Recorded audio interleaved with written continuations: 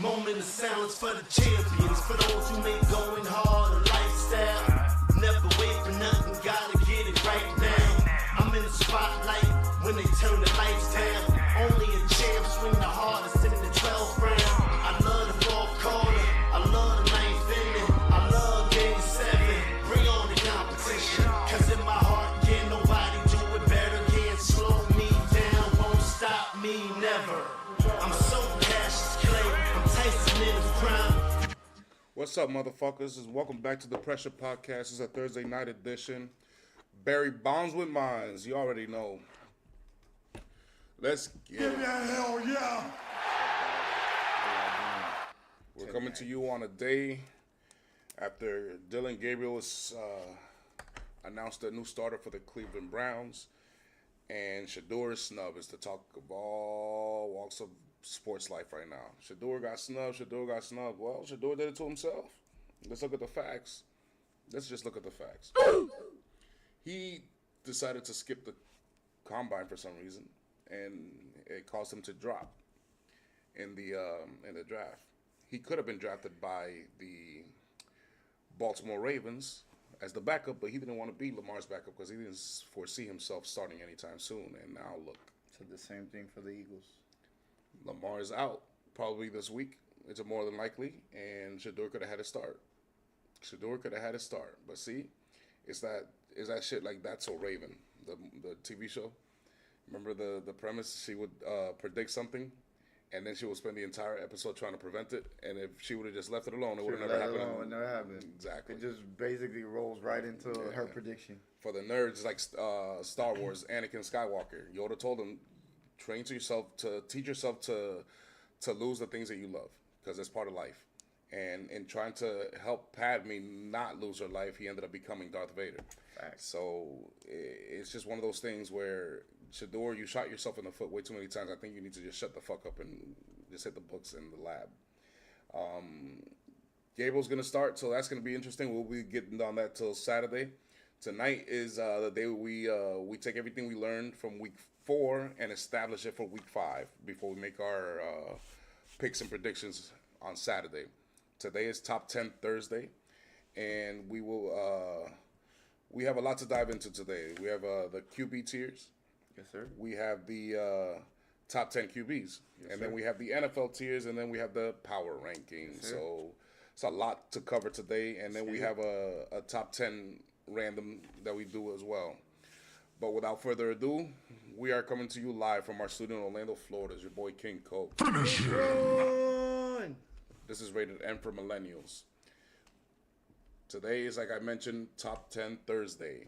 Top 10 Thursday, we like to cover a lot. But first, let's cover the Thursday night football game that just finished between the Niners and the LA Rams. The Hollywood Rams lost at home. Kyron Williams fumbled 2 times, very crucially, towards the end of the game. He could have won it at the end of regulation, and he could have helped them win with a first down at the, I think they were in the red zone already. And, or close to the red zone. They were on the way to score. In the red zone. Yeah. And both quarterbacks had a good day. Stafford had 111 passer rating, 30 of 47 for 389 yards and 3 touchdowns. And the boy Mac Jones went out as well with 100.9 passer rating, 33 of 49 for 342 yards and 2 touchdowns. So it lends to the Purdy haters that he's a system quarterback, that any okay quarterback or good quarterback will look good under Kyle Shanahan. It does. You know what I'm saying? I'm not saying that's exactly what's going on here. I think Mac Jones is very underrated, and I think Purdy is underrated. But for argument's sake, it is a fair argument just because it's looking true. Whoever you put at quarterback in front of Shanahan, not named Trey Lance, looks like he does better as a quarterback. He might be the best quarterback whisperer in the league for all we know. But this is crazy. The Rams were favored by 8.5 points. I initially had the Niners winning, but only because I thought Purdy was going to play. Had he been announced not to start, I would have probably went with the Rams. Good thing I didn't.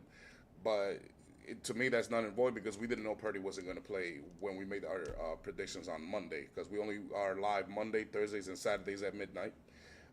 Like I told you, we have a format. Monday, we recap and establish what we learned from the week or the weekend. The Rams, I'm 0-1. Yeah. Thursday, we whatever we learned, we established that on Thursday, and give us your rankings and top 10 QBs, and then on Saturdays, knowing what we know now on Thursday, we make our picks for the next coming week. Absolutely. So because it was so early, we had to make a prediction before we knew that Mac Jones was going to be the starter. However, I got it right because I thought Purdy was going to play, but it's okay. I think this one could be, null and void because we didn't know that Purdy wasn't going to play. It might have changed our thinking. But 8.5 points is disrespectful to the Niners because with Mac Jones, they've already proven they can win, and I know they're on the road, but what kind of road game is it where your star running back fumbles at the goal line at home when you're about to win, forces you to go to overtime, and the crowd erupts. The crowd erupts. It was a sea of red at Hollywood because, let me tell you something for those who don't know, the Rams who played in St. Louis 10 years ago moved to Los Angeles, where they played 50, 60 years ago as well. But until then, the Raiders is a LA town. For those who don't know, the Raiders, the LA is a Raiders town is what I meant to say. Los Angeles is a Raiders town. And California loves their 49ers because the Raiders keep moving back and forth over Oakland and Los Angeles. The Niners are also a beloved team in California. So for you to see the stadium where the Rams play in California, in LA, filled with, Niners gear is not, is not unheard of. This is what they do. And that's why I just don't understand how Vegas gave the Rams the 8.5 points. I just don't get it. Especially being so inconsistent offensively and just as a team in whole. Because one thing that worries me now is the kicking game, because I feel like whoever's blocking doesn't give a damn. That's twice. No, wait, that's 3 times. They did it twice against the Eagles and one time. Think about it. Even though Kyron Williams fumbled, they would have only been down 2 points. They kick a field goal, they would have won the game. You know what I'm saying? So little things like that. That's why the little things are so important on your team. Just like not turning the ball over, taking care of the ball, knowing the situations, like checking the clock to make sure you know how much is your timeouts. Everything's so important. Attention to detail is the most important thing. It's not so much the X's and O's. Yeah, and this is why I had to adjust my power rankings before the podcast because of what I just saw. Even though I have them in there, I had to drop. I mean, we're seeing an uncanny amount of blocked field goals out the ass. It's crazy.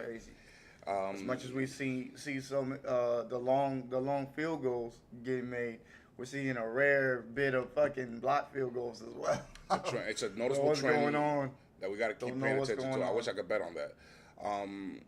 Speaking of bets, I hit my bet. You could probably bet this Sunday that somebody's gonna get a blocked field goal. Yeah, but Vegas ain't gonna make it that easy. They're gonna ask you which game is gonna happen. You know what I'm saying? So yeah, that's absolutely, what it is. Absolutely. However, I'll take a flyer and put $10 on every game just to see how much I win. Like I said, this is no home field advantage. It's not like they went to a place like Philadelphia, so I don't see why they had an 8.5 just because Mac Jones is playing, even though Mac Jones is proven to win. This is a division rival, so they know how to play each other. They're 3-1 versus 3-1 when the game started. I just don't get the spread, so I'm glad I stayed away from that one without knowing that Purdy was gone. You know what I'm saying? My reaction from this game is that the Niners and the Rams are evenly matched. This was evenly matched teams. I didn't think the defense played that well, but I thought these are two of some of the better offenses in the league when healthy. So, I mean, the fact that the Niners weren't healthy and they still did this it's kudos to the coach. My team grade, I would give the Niners an A+ on offense. I think they fired on all cylinders in ways that I didn't expect. And I give their defense, I'd say a C. Just because they did their job sometimes, but for the most part, they couldn't hold the Rams down when they needed to. But their offense got the job done. As far as the Rams, I give the offense a A as well. But I'll give them an A-, just because of the 2 fumbles and a few mishaps here. And then Stafford. The defense, I'd probably say, the Rams defense, I'd probably say another C. They were average. They didn't rush the passer very much. They didn't bother Mac Jones. They didn't make it hard for him. He was completing passes left and right. I mean, you see 33 completed completions. It's just almost 400 yards. it's just too much. So I don't think defense reigned in this game. C Absolutely not. A on the Niners end, and then A minus on the Rams end on offense. And as far as the quarterback grade, I'll let you do the team in the first as well. Okay, Your team grade. I say Matthew Stafford get an A, and I think Mac Jones get an A. They both played flawless. The offense as a whole, I give the Rams a B minus because like you said, the turnovers late, can't have that, and I give San Francisco actually an A because I think even though they got held to certain field goals in the red zone and stuff like that, but they were still able to move the ball with only having McCaffrey really at their on the offensive side. So that was impressive. Defense, 49ers, they definitely get a B. They were pretty much great in the first half, and in the second half they were consistent. They were. And then the Rams defense, I give it a D. I don't think they brought anything. I mean, for San Francisco to only have McCaffrey really, and you have these guys who you're plugging and playing, but these aren't the star players of the squad, and they were able to put up 342 passing yards. That's alarming to me. That makes me question your secondary a lot, and a lot of short passes.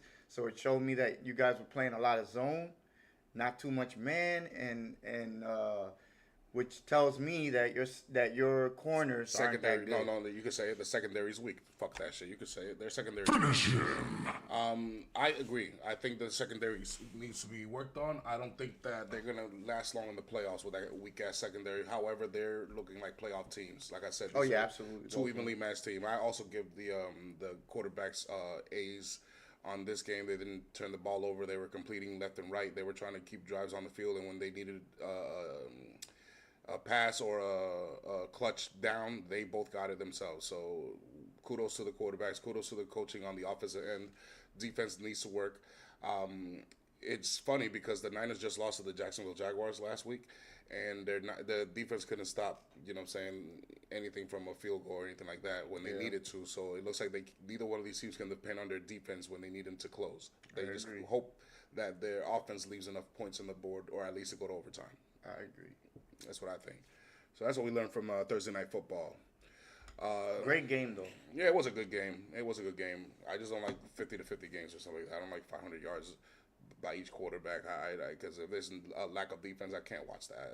I'm not that kind of player. Yeah, you want to see stops.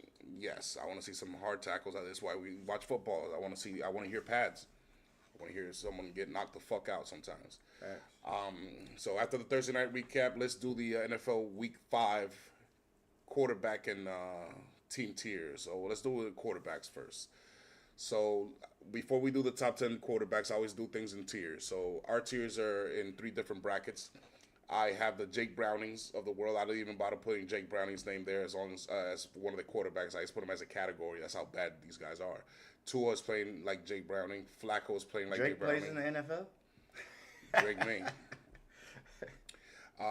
Because that's how everybody calls him. They don't call him May. They call him Drake. Nah, I don't. Yeah. So Flacco, who just got benched for Gabriel, is playing like Jake Browning. Bryce Young has always been playing like Jake Browning. Cam Ward is a rookie, so he's going to have his up and downs playing like Jake Browning. Trevor Lawrence, supposed to be a franchise quarterback, he's playing like Jake Browning, and it's nonstop. Mariota played like Jake Browning last week, and Rattler, he wins like Jake Browning. He don't play like Jake Browning, but he wins like Jake Browning. He's not a winning quarterback, but he does give you a good effort. He reminds me of the Damn, you didn't put him up. I thought you would put him up, maybe as a backup. Who, Rattler? Yeah. Nah, until he wins a game. Remember, you got to win. It's not enough to just play good. I know you got to win, but look at the team around him, though. I know that, but that's why I said it's not because he is Jake Browning. He's not playing like a Jake Browning. I said he's winning like a Jake Browning because he doesn't win. That's why I have him. That's exactly what I said. Got you. You know what I mean? Mariota played like Jake Browning last week, so I had to put him there. Trevor been like this, Cam Ward is not. He hasn't shown a good game as a rookie yet, so he has to be here. Bryce, you know why he's there. Flacco, you know why he's there, and Tua, you know why he's there. So then after that, we got the next category into backup QBs. Gino's playing like a backup QB right now. Purdy played like a backup QB last week. He had 2 interceptions with 2 touchdowns. Stroud has been playing like a backup QB. Caleb Williams diverted back to reality, backup QB. Call of Duty Kyler, the new Call of Duty beta just got released today. I'm sure he's going to be playing worse than a backup QB. Jackson Dart played good, and he doesn't play like a backup QB. He was just a backup QB that just got the start last week. That was his first professional start as a rookie, and I thought he did a phenomenal job, so I'm going to leave him right here for now, okay? Carson Wentz played like a backup QB for sure last week, and then Justin Fields played like a backup QB. I think Justin Fields is a gamer. He just doesn't have a good team around either. I think, the only reason I have him there is because he hasn't played all 4 weeks. Otherwise, I actually had him next to Rattler, but I'm like, you know what? I'm gonna be nice to him this one time because he's actually balling out better than Rattler is. It was Taylor, right? Tara Taylor, yeah. Then we have franchise QBs. Guys are playing like franchise QB. Dak is back to his normal ways for now, for the time being. Aaron Rodgers, the old man Rodgers, is playing like a franchise QB all of a sudden again. 1 week in, 1 week out. Sam Darnold has woken over there in Seattle. I think this is a team that's on the rise. Michael Penix bounced back very, very sharp. Drake May bounced back very sharp. Daniel Jones didn't have that great of a game, but he didn't have that bad of a game, so I'm going to leave him there for now. And then Justin Herbert has been downgraded. I'm sick and tired of defending the reason why to put him in the top 10 when I never had him in the top 10 for the beginning with. I haven't had him in the top 10 in the last 3 years. I thought he was a top 10 quarterback, but then I started realizing this man is not clutch. And little by little by little, I started seeing that this man is not elite. He's just very good. You know, before we get to the top 10 QBs, do you have anything against this list, or do you see anything they should be shuffled? The only thing is Rattler, but Rattler. other than that, I'm good. Yeah. Just Rattler. Fuck Rattler. I think Rattler's playing good. Fuck Rattler. Who is Rattler? Who is Rattler? He's nobody. He's Right. nobody. He's Did he nobody. play for Florida State? Not yet. Did he play for Florida State? Well, definitely don't. Fuck him. All right, so let's get to the top 10 Give me a hell yeah! Here's the Browns list. Okay, so I know you guys are gonna probably like crucify me for this one, but I'm going with Drake May. I think Drake May. I think Drake May is playing at top level. He's sixth in yards per game. Yards per game at 8 yards a game. I mean a throw. And he has 988 yards from scrimmage. He also has how many? Let me see how many touchdowns he had. 7 touchdowns to 2 interceptions. I think he's playing great. I think he's taking care of the ball. He's 11th in QBR. So he's made a big impact for his team as well.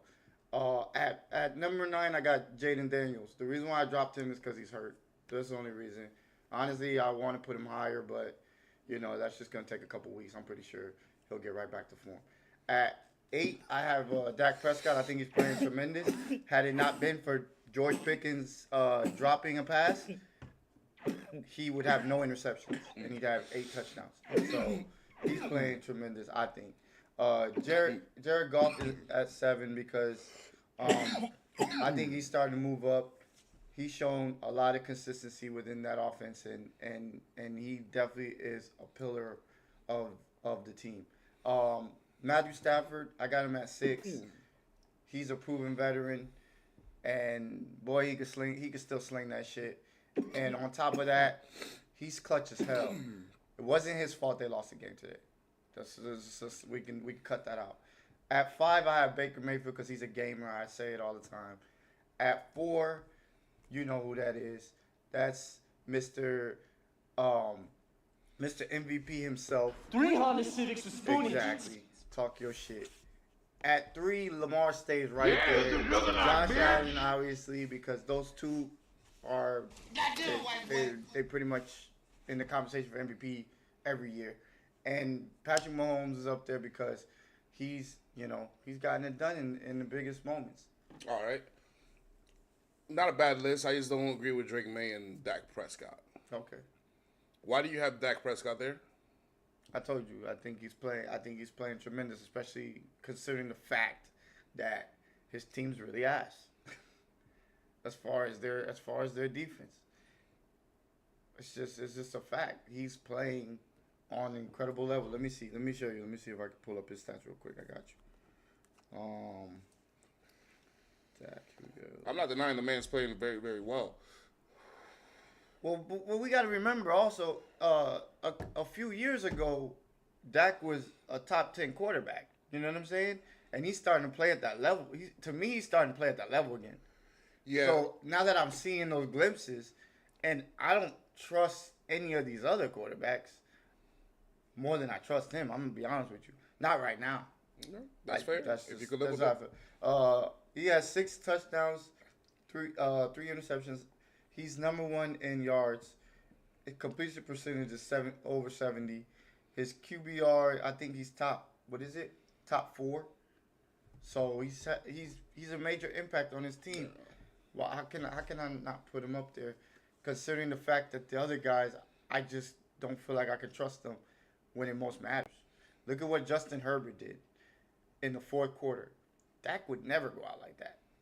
Dak is slinging that shit, and even if it's empty calories, he's still gonna score touchdowns. For the viewers, I would like to see if you agree with his rankings, and then give me your top 10 quarterbacks, please. Feel free to hit the like button for us. Okay. All right. So here's my top 10 quarterbacks here. So I have a few superstars, but I don't have a top 10. I have a top 9 because the other top 5 quarterback that should be on this list is gone for the rest of the year, and I'm not going to replace him just because of the numbers. You got to earn your way into your top 10 for me, and once you're out, it's hard to slide you back in. Big pause, okay? So I got Jaden Daniels at 10 just because even though he's missed a few weeks, out of all the quarterbacks, I trust him top 10 most. Then I have Jordan Love in there. Jordan Love is growing. He's still not there where he needs to be compared to like Dak as far as deciphering defenses are concerned, but he's a lot more sharper and takes care of the ball better than Dak Prescott does.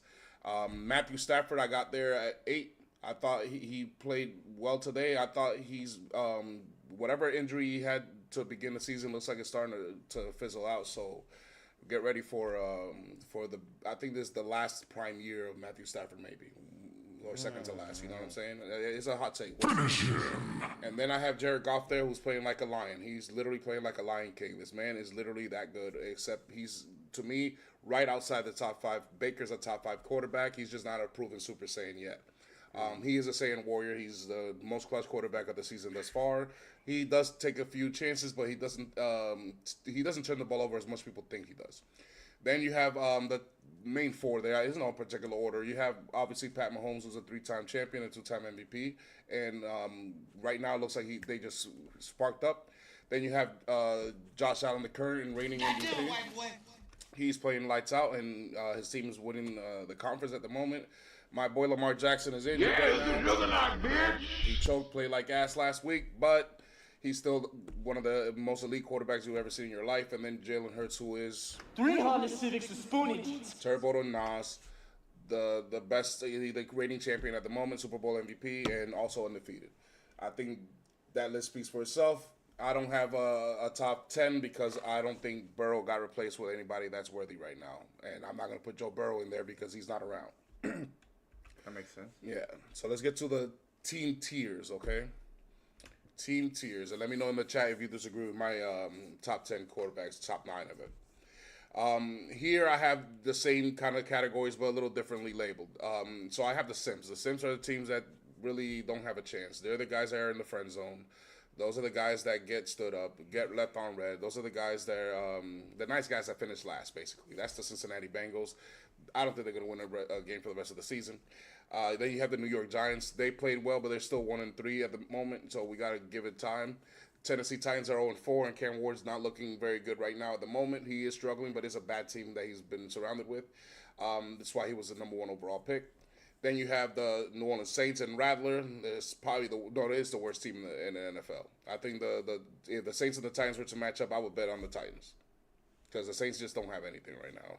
The Miami Dolphins Probably are would supposed take- to be better on paper, but they're acting like simps. So I'm gonna leave them there for I now. probably would take the Saints because the Saints, at least they were competitive against the Bills.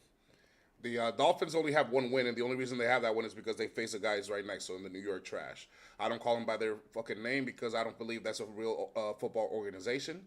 So I'm gonna stick with them and calling the New York Trash. This is the same team that has a new coach, a new GM, a new quarterback, and they're still 0-4. They're still 0-4. This is not a real football organization. They're Sims for life. The Cleveland Browns are actually a pretty good football organization. They just don't have a quarterback. They have no direction at the moment. We'll see what Dylan Gabriel has to say about that this weekend, motherfucker. Then you have the Vegas Raiders, who have come down to earth, and we realize they're just a bad roster. They're well coached now, and they have good weapons, but they're not good enough to beat the better team. So they're Sims for now. At that point, I have the haters. I call them the haters for two reasons. One, because they wish that they were in the wild card. They're probably not going to make the wild card. And number two, because they're dangerous enough to knock out some of these teams that could make the wild card, but they might fuck them up with a late season win somewhere else. In here, I have the Houston Texans, who have proven nothing. They're probably the second biggest. They were the biggest disappointment in all football till by Baltimore Ravens. Then you have the Carolina Panthers in there because they have a good defense. They just have no quarterback or no offense to speak of. Even though they have an elite wide receiver at the moment, he's a fucking rookie. Makes no sense whatsoever. Be cool, nigga. You have the Dallas Cowboys there. They're haters for now. They can win a few games, but because of that tie, now they're a little bit more dangerous in eliminating other people. But watch out for the Cowboys. There's an offense that's moving. Just you can score on them. That's probably they're the worst defense in the league, outside of my Baltimore Ravens. Then you have the New England Patriots, who are stubbornly pretty good sometimes, but I don't think they could beat the elite teams yet because of inexperience, not because of talent. Does that make sense? Yeah, absolutely. I have the Chicago Bears in here. Inexperience is Yeah, definitely I have the Chicago Bears in here because their offense looks like it's starting to finally implement what the coach has been asking for all fucking training camp long.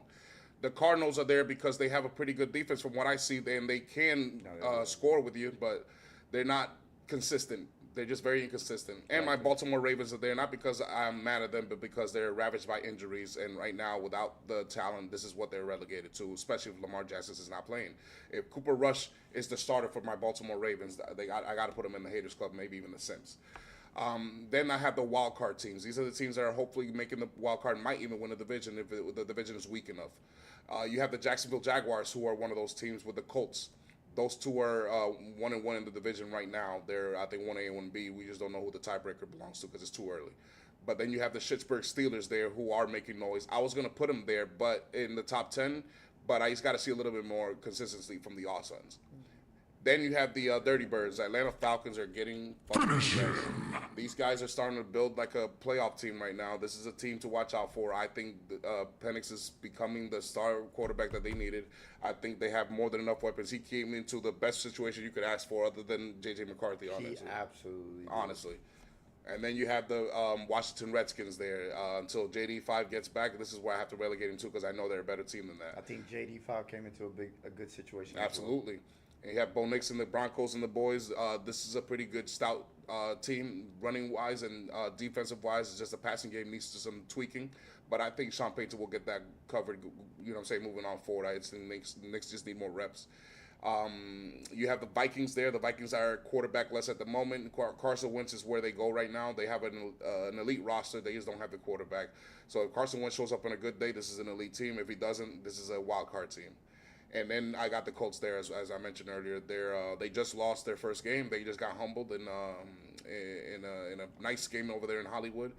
But I think they're going to be better for it. I don't think that their season's going to collapse. I think this is a good team that's probably going to make the playoffs and make the wild card. I love this list. I think this is probably my favorite tiers list that I've made so far. So let's get to the top 10 teams, so the power rankings, if you will. So let me take this out of the way. And go ahead, brother. This is your power rankings for Week 5. All right, I got the Packers because I think the Packers are. I know they have the roster, but I think they're up and coming. They're Jordan Love. If he can get his shit together, I really like this team. I think the pass rush will start to show a little bit more. It was just a situation where I feel like with Micah Parsons, they kind of knew how he played, so he wasn't able to be effective against the Cowboys. But other teams they're gonna feel that. I have the Colts. I put the Colts there because I think the Colts actually gave the Rams a run for their money in that game. That was a really good game. It came down to the wire, and you know, but I like their roster. I like their run game. I think Daniel Jones is playing consistent. I like that team.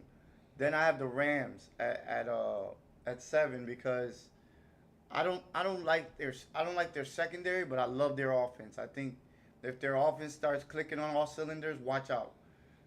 I have the Seahawks at number 6. I'm sorry, wait, my bad. At 7, I meant to say.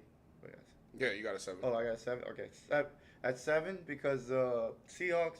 I think they're up and coming. I like what Darnold is doing. Love the run game. love the way that coach. He's a really good coach. I guess the Ravens just breed really good coaches because, man, I'm telling you, they come out of the woodworks. It's Except crazy. for no defensive coordinator, but that's not here or there. So then I have the Steelers at 6. I know this is surprising, but I just love Mike Tomlin. Mike Tomlin just finds ways to get to the playoffs even when he doesn't have the best roster, and I actually really like this roster. The secondary is a work in progress, but we'll see what happens. I have the Chiefs at 5 because I think the Chiefs, they're starting to click. They're starting to get into a really good groove. The last 2 games, I think the offense is really starting to click. The defense is there, and I see what my boy is saying about the secondary. They definitely look like they're a freaking team to, like, again, they're just there. They're always right there. Then I have the Bucks at 4 because I think the Buccaneers have one of the best rosters as far as. Do y'all agree with this, chat? Check this out. The wide receivers and the running backs. I think they have a lot of depth there, and even if somebody goes down, it's like plug and play with that team. As far as that, don't like the pass rush that much, but I do like the coach. The coach, he figures it out. So I got them at 4. Then I have the Lions at 3 because I think the Lions are on the verge of possibly beating these 2 teams that I'm about to mention, and those are the Bills that I think have a really good roster, but I still question their secondary and their defense. But I love their offense. I think they're consistent and they're 4-0. I can't take them out of there. And then obviously the reigning champs, the Philadelphia Eagles, because they have the best roster in football. And you're not just saying that because you're an Eagles fan, right? Fatality. And I'm saying that because somehow, some way, even when we don't score and we have 0 for 8 passing, we still score. And on top of that, that secondary is hell. Well, when we do our power rankings, I like to remind everybody this is rated M for millennials. So millennials will know that back in the day, when you started a video game, you had to start from the very beginning. There was no way to save your progress. And one of those famous games was Mortal Kombat. The object of the game is to pick a fighter, start at the very bottom of the tower, and work your way up through all these fighters and beat the champion, save the world, and blah, blah, blah, blah, blah. So here's my Mortal Kombat-inspired power ranking. Finish him.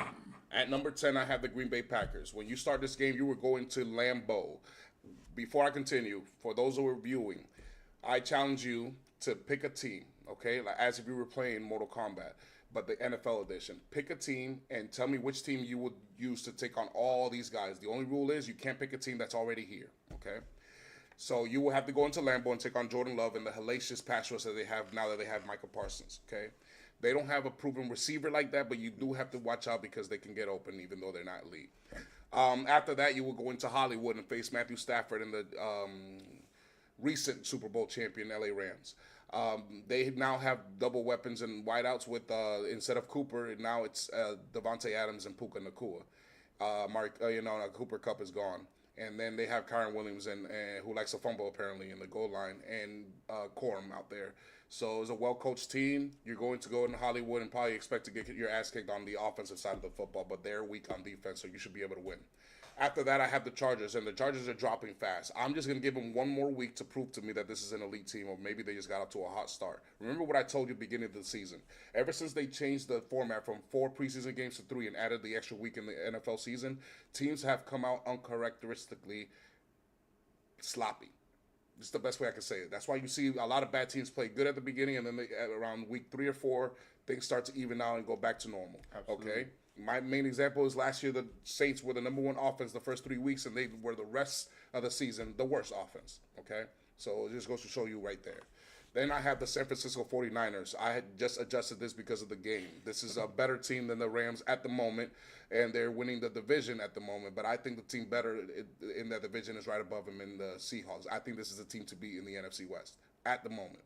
It's not that I don't trust San Francisco, it's that they keep getting injured. And with the injuries on the Niners side on the offense against that Seahawks defense that you mentioned had my ex-defensive coordinator, this is a hellacious matchup. I don't trust the Niners to come out with a victory, so I have the Seahawks up there. And that's the 12th man. They have one of the most raucous stadiums in all of football. Forget the playoffs.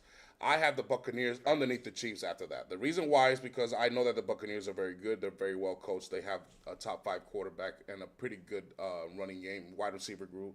They're a little injured at the moment, but they're going to start getting healthy.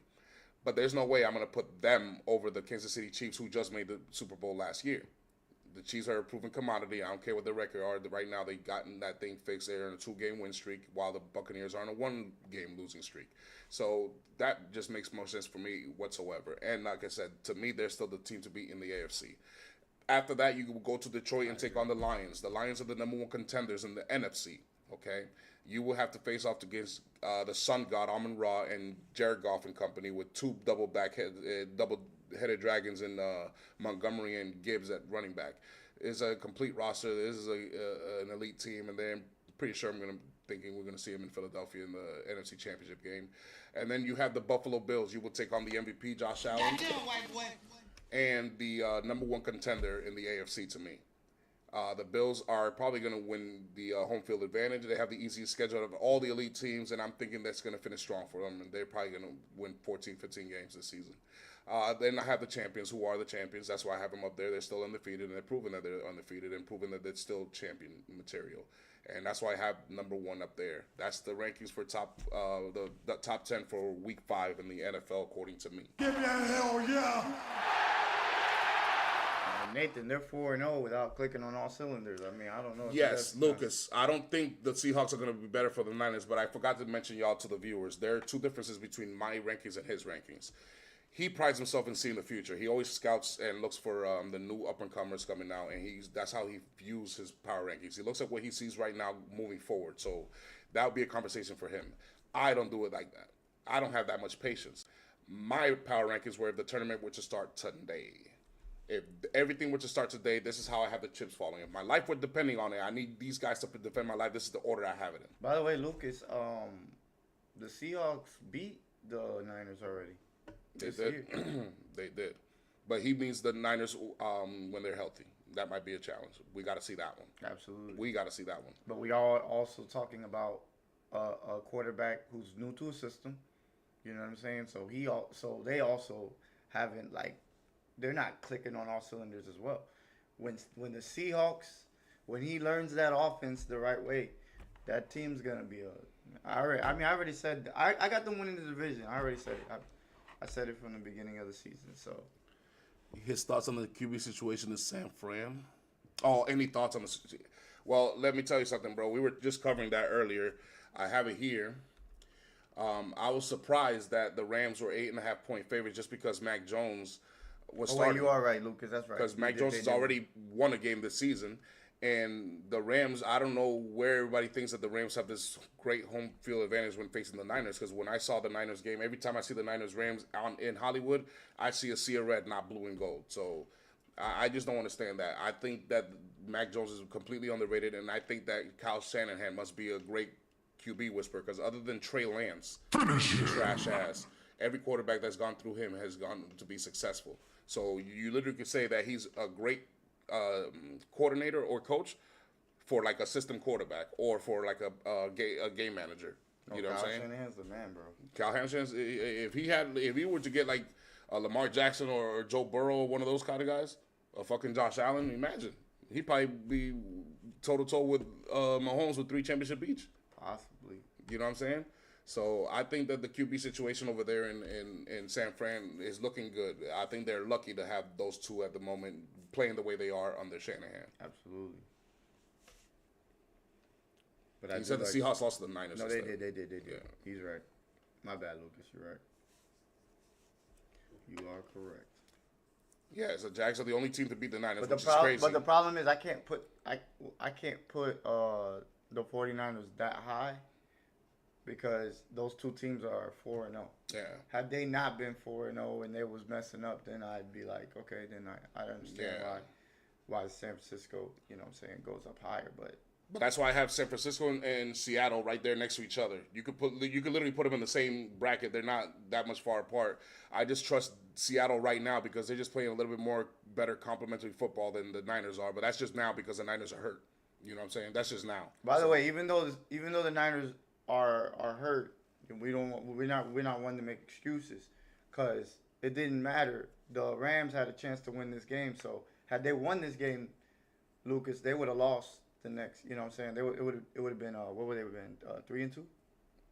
Who, the Niners? Yeah, they would have been 3-2, right? Because both teams were 3-1 until the game. So no, yeah, they're interchangeable, bro. Yeah. But they're right there. I mean, it's not like as long as you're in the top 10, that's what you know. That's what But matters. the Rams and the Packers are in danger of losing their standings. I agree. I Okay. agree. They're starting to go down. This is why I'm glad I waited to this week to really gauge my Ravens. Yeah, they are. They are.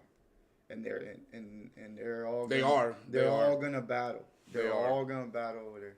I just didn't. I didn't put LA Rams next to them just because I just want to see one more week of the Chargers. That's why I was literally. I just want to see one more week of the Chargers because I'm about to be done with the Chargers. I think they just they're a good team. I just think that they're overrated. Number one, and number two, I think they got off to a hot start, and now they're not living up to the expectations that were set from the first few weeks. I just don't see it. How do you lose to Jackson Dart and the New York fucking Giants, bro? You're supposed to be the better That was quarterback. the reason why I took him out of my top 10. I was like, man, I can't believe You're supposed to be the better quarterback. This is the And- QFL. For and those who don't know, the NFL is what I call the QFL because I don't think it's football anymore. I think it's called the quarterback's fucking league because it's aimed for the quarterback to succeed in this league. So if you don't have the better quarterback, the chances are you're probably not going to win. And the fact that Herbert keeps missing on that assignment, you only have one job to do. Don't man- lose to a rookie quarterback. This man didn't score in the fourth quarter. He didn't score in the fourth quarter. I want to like the Chargers, but they give me a reason not to trust them. How could that be elite? You know what I'm saying? I have enough troubles with my Ravens trying to trust them, and then I'm not trusting the other Harbaugh. Fuck that shit. I'm Harbaugh'd out for 1 week. Let's get to the next top 10 before we close out, which is the top 10 kicks is what you asked for, okay? Top 10 kicks, sneakers that I like, okay? Not all time, just my top 10 kicks, okay? Most people are going to like this list. I don't have Adidas in here, so I'm not going to have Yeezys. I was going to put the Red Octobers in there, but the Red Octobers are newer. So since I'm a millennial, I'm just going to go with the shit that I grew up with. So at number 10, I have Timberlands. Any New Yorker, I'm a native New Yorker originally. Worth its salt, wears Timbs, okay? It's just the thing we do, all right? I'm from the Bronx. This is what we do. We stomp in Timberlands. Then the 13s. The 13s I literally wear almost every day. These are the most comfortable Jordans I've ever had, and they're very, very nice. I just like them. And the best part is I always find them my size. I never had to work with them. The 6s I like because I have the lime green ones with the same black. Say you replace the red with lime green or highlight green, and you got it. Because I'm a big DX member from WWF, and that's my shoe to represent.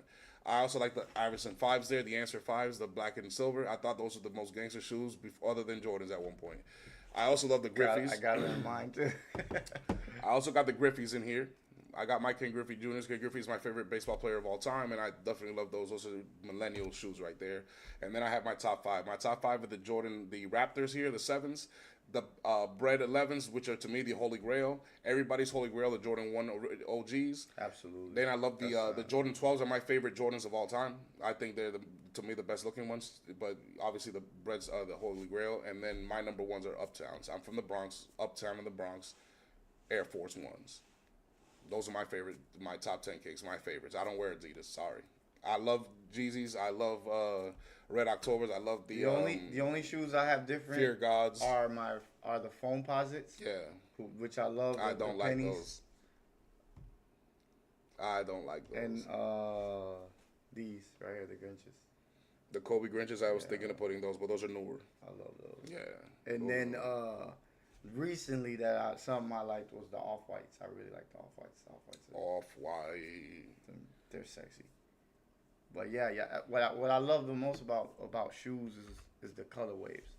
That's what I love the most. Like you get to express yourself by wearing different type of, you know what I'm saying, shoes and stuff. So I think that's dope. Yeah. And then, once again, guys, today's the day that we establish what we learned from the weekend on Monday. And then on Saturday, using what we established today, we're going to make our predictions and our picks. And then we're also going to put players under pressure. It's a segment where we put players in the Dragon Ball Z Gravity Room or the Hyperbolic Time Chamber and let them know what's up before the game starts, okay? I give them special instructions, so look out for that. Come tune in on Saturday. We are live at midnight, okay? We will talk some college football as well. We'll throw in a few things, and very soon we'll start talking the N3A. For those who don't know, the N3A is what I call the NBA, because to me it's not national basketball anymore. It's the Negro Three-Point Association. But we will cover more of that on Saturday. Appreciate y'all tuning in. Appreciate the Lucas and company. Please feel free to subscribe, leave a like and comment, and remember, this is the Pressure Podcast where viewer has say. If you have a webcam, we will send you a web link so you can put you on a little screen back here, hop on the mic, and talk your shit. Sir. We're here to debate. We're not here to just be friendly with everybody. If you want to argue and get heated, this is the place to do it at. If you want to smoke and talk football after a game, this is the place to do it at. There's an open space for everybody. For those who like to do the barbershop, locker room, or cigar lounge talk, this is here. So I appreciate y'all tuning in. Till Saturday, motherfuckers, and be safe. Y'all be safe.